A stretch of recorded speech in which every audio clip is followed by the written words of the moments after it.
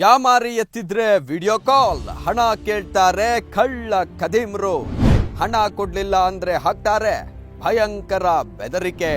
ಹೊಸ ರೀತಿಯ ಟ್ರ್ಯಾಪ್ಗೆ ಇಡೀ ಕುಟುಂಬವೇ ಬಲಿ. ಈ ಟ್ರ್ಯಾಪ್ಗೆ ಇಲ್ವಾ ಡೆಡ್ ಎಂಡ್.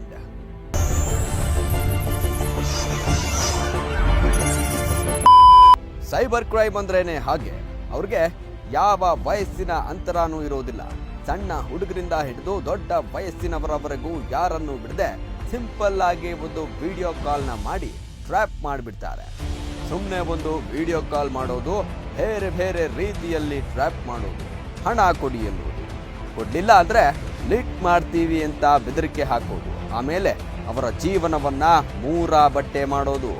ಸೈಬರ್ ಕ್ರೈಮ್ಗೆ ಈ ವಿಷಯ ಎಷ್ಟೇ ಕಂಪ್ಲೇಂಟ್ ಹೋದ್ರೂ ಅವರು ಇದರ ಬಗ್ಗೆ ಸಂದೇಶ ನೀಡಿ ಅವೇರ್ನೆಸ್ ಮಾಡಬಹುದೇ ಹೊರತು ಇದನ್ನ ತಡೆದು ಹಿಡಿಯೋಕೆ ಆಗದೆ ಇರುವಂತ ಪರಿಸ್ಥಿತಿ ನಿರ್ಮಾಣವಾಗಿದೆ. ಆನ್ಲೈನ್ ವಿಡಿಯೋ ಕಾಲ್ ಈಗ ಒಂದು ಕುಟುಂಬವನ್ನೇ ಸರ್ವನಾಶ ಮಾಡಿಬಿಟ್ಟಿದೆ.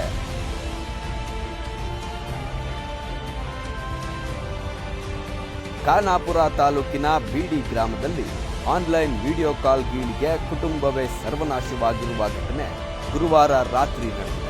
ನಿವೃತ್ತ ರೈಲ್ವೆ ಇಲಾಖೆ ಸಿಬ್ಬಂದಿಯವರ ಮೊಬೈಲ್ಗೆ ಖದೀಮರು ನಾವು ಪೊಲೀಸರೆಂದು ವಾಟ್ಸ್ಆ್ಯಪ್ ಮೂಲಕ ಕರೆ ಮಾಡಿದ್ದಾರೆ. ನಿಮ್ಮ ಮೇಲೆ ನಮ್ಮಲ್ಲಿ ಪ್ರಕರಣ ದಾಖಲಾಗಿದೆ, ಅದರಿಂದ ನೀವು ತಪ್ಪಿಸ್ಕೋಬೇಕಾ? ನಾವು ಕೇಳಿದಷ್ಟು ಹಣ ಕೊಡಿ, ಕೊಡದೇ ಇದ್ರೆ ನಿಮ್ಮ ವಿಡಿಯೋನ ಸಾಮಾಜಿಕ ಜಾಲತಾಣದಲ್ಲಿ ಹರಿಬಿಡ್ತೀವಿ ಅಂತ ಹೆದರಿಸಿದ್ದಾರೆ. ಇದಕ್ಕೆ ಹೆದರಿದ ನಿವೃತ್ತ ಸರ್ಕಾರಿ ನೌಕರ ಡಿಯಾಗೋ ನಜರತ್ 83 ವರ್ಷ ಖಾತೆಯ ಮೂಲಕ ಸುಮಾರು 6 ಲಕ್ಷ ಹಣ ಕೂಡ ವರ್ಗಾವಣೆ ಮಾಡಿದ್ದಾರೆ.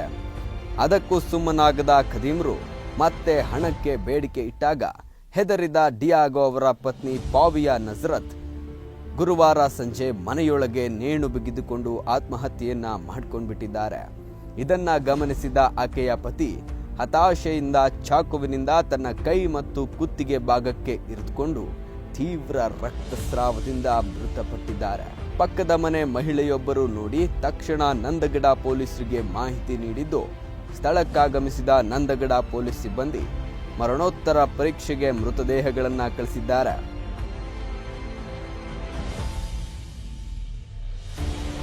ಘಟನಾ ಸ್ಥಳಕ್ಕೆ ಬೆಳಗಾವಿ ಉಪ ಪೊಲೀಸ್ ವರಿಷ್ಠಾಧಿಕಾರಿ ಶ್ರುತಿ ಅವರು ಭೇಟಿ ನೀಡಿ ಪರಿಶೀಲನೆಯನ್ನ ನಡೆಸಿ ಒಟ್ಟಾರೆಯಾಗಿ ಈ ಕುರಿತ ಪ್ರಕರಣವನ್ನ ನಂದಗಡ ಪೊಲೀಸ್ ಠಾಣೆಯಲ್ಲಿ ದಾಖಲು ಮಾಡಿದ್ದಾರೆ.